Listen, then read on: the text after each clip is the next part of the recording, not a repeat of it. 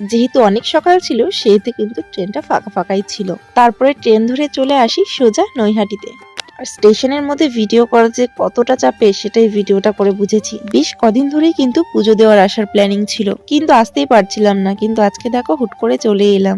সবটাই হচ্ছে মায়ের ইচ্ছা। মা কিন্তু এতদিন চাইনি বলে আমি কিন্তু মায়ের কাছে আসতে পারিনি, কিন্তু এবার দেখো মায়ের কাছে এসে আমার মনের ইচ্ছেটা পূরণ হয়ে গেল। শুনেছি মন থেকে চাইলে নাকি সমস্ত কিছুই পূরণ হয়, তো আমার চাওয়া ছিল মায়ের পুজো দেওয়া, আর সেটা করেই আজকে আমার মনের অনেক বড় একটা ইচ্ছে পূর্ণ হলো। আমি যেহেতু প্রথমবার এখানে এসেছি, তাই এসে আমি একটা কনফিউশনে পড়ে গেছিলাম। নৈহাটির বড়মার মন্দিরের বাইরে দোকানদারগুলো এমন ভাবে হুমড়ি খেয়ে সমস্ত ভক্তদের উপরে পড়ছিল যেন তাদের দোকান থেকে মায়ের ডালাটা সবাই নেয়।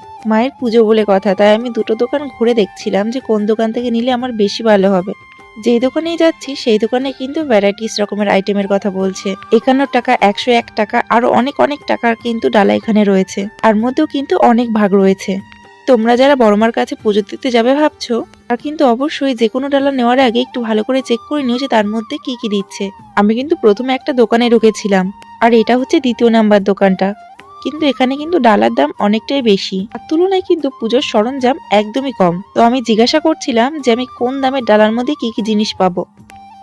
মিষ্টি নিয়ে যাওয়ার সঙ্গে ওটা কি ওর সাথেই তো ব্যবসা? হ্যাঁ হ্যাঁ হ্যাঁ কত ডালার টাকা? মধ্যে পরিমাণ কতটা থাকে? 5টা। পাঁচটা ব্যবসা।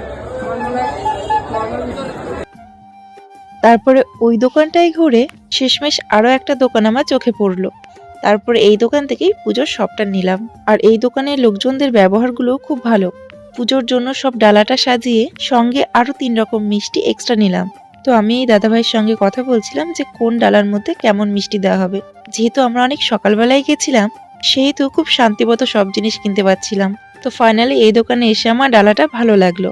আসলে মনে ভক্তি থাকার সঙ্গে সঙ্গে কিন্তু যে জিনিসগুলো দিয়ে আমরা পুজো দেব, এগুলো যদি আমাদের মনের মতন হয়, তাহলে কিন্তু পুজো দেওয়ার পরে একটা আলাদাই শান্তি লাগে।